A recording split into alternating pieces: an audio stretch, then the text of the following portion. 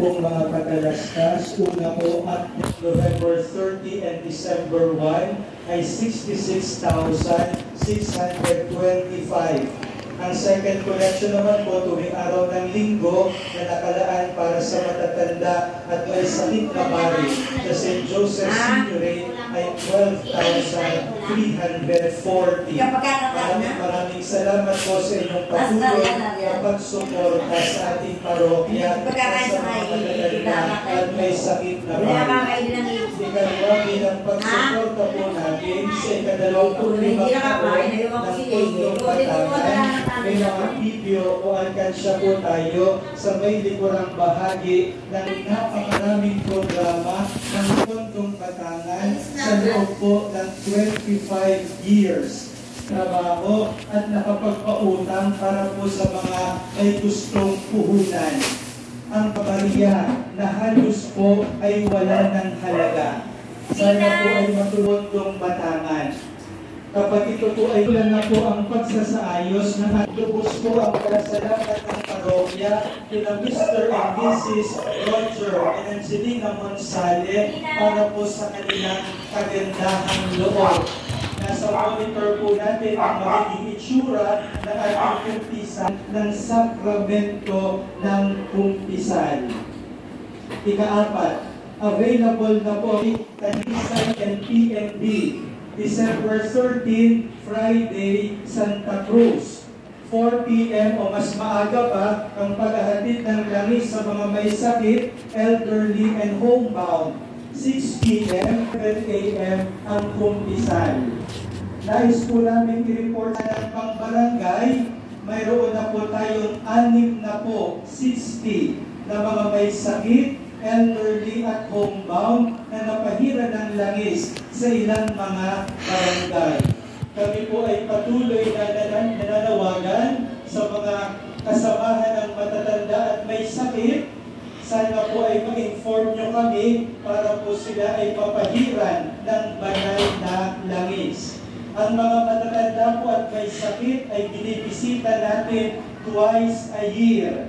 Yun po ay tuwing Advent and Lent.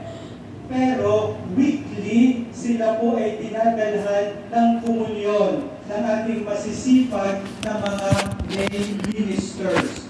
Kaya sana po ipaalam nyo sa amin kapag po mayroong matanda at may sakit sa inyong pong bahay para po maalagaan ang kanilang buhay espiritual. Ika-6, ang mga orange simbahan sa 18-day campaign to end violence against servers ay magkakaroon ng proyekto ay Saturday. Next week, natin ang enthronement. Sorry po sa lahat ng Diyos. Ikalabing December 15, magsisimula na po rin. Para po huwag kayong nalito, ang simbang gabi po ay 7 p.m. Ang misa natin sa pagsalubong ng Kapaskuhan sa December 24 ay 7 p.m. Ang pagsalubong natin sa bagong taon sa December 31, 7 p.m.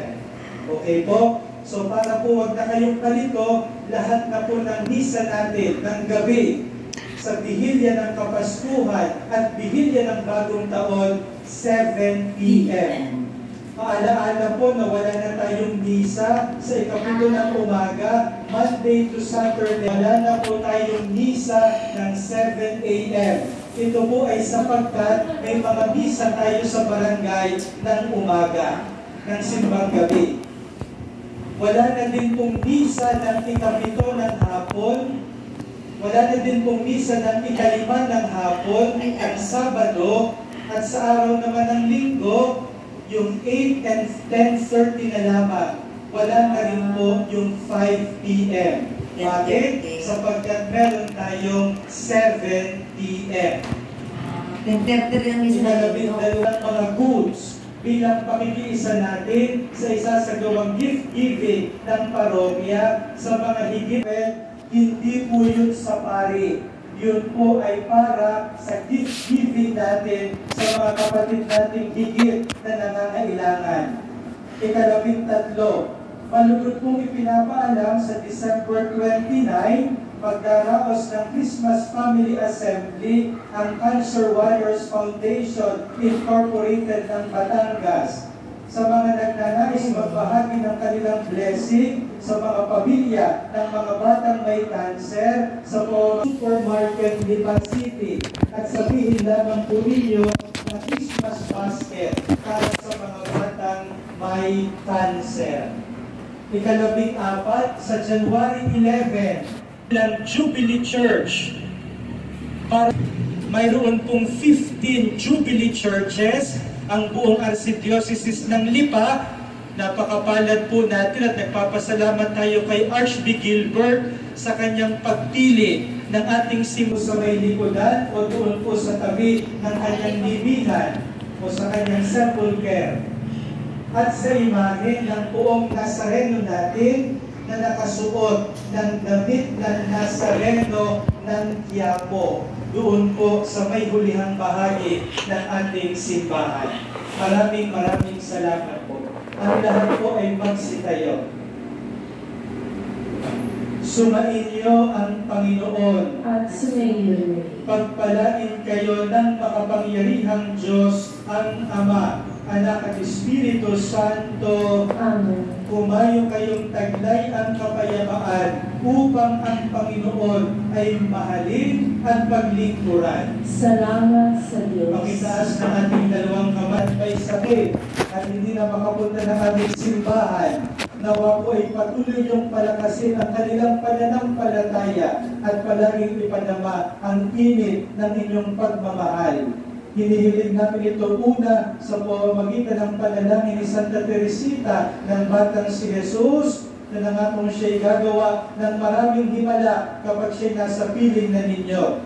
Hinihiling namin ito lalo tigit sa pamamagitan ni Jesucristo kasama ng Espiritu Santo magpasawalang hanggan. Amen. Maaari na po kayong pumila katulad ng sa komunyon. Pagkatapos po ng healing, may picture taking altar servers kasama po si Karen.